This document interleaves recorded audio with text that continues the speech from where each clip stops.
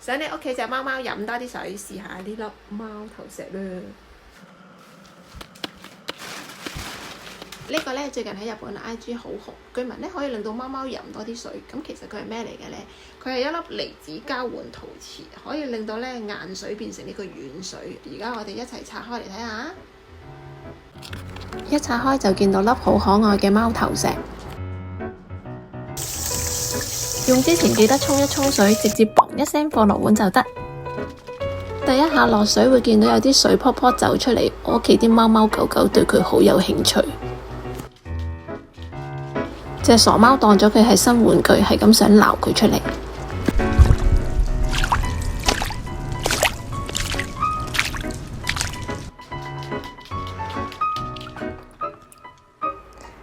咦，好似幾好飲咁喎，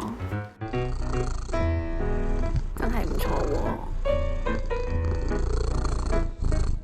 飲啦飲啦飲啦飲啦！唔知係咪心理作用，覺得佢真係比平時飲長咗時間。平時飲2啖佢就會走開噶啦。妹妹又走嚟飲埋一份。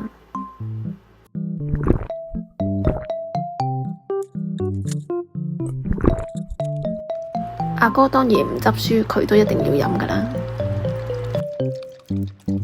雖然佢包裝寫住係貓用，但其實狗狗都可以用。實驗證明佢可以令水質硬度下降33%，有效預防下尿路問題。